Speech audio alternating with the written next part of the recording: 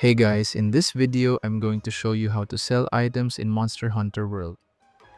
This is useful when you need quick Zenny for upgrades. First, go to the provision stockpile. How are you today? Select Sell Items. Then choose what you want to sell from your inventory or item box.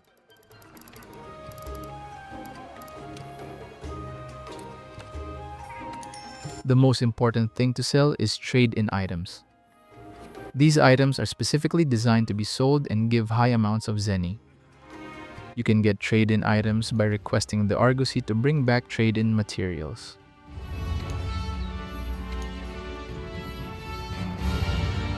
Once they arrive, sell those items directly at the provision stockpile. Avoid selling normal crafting materials since they stack in your item box and are useful later.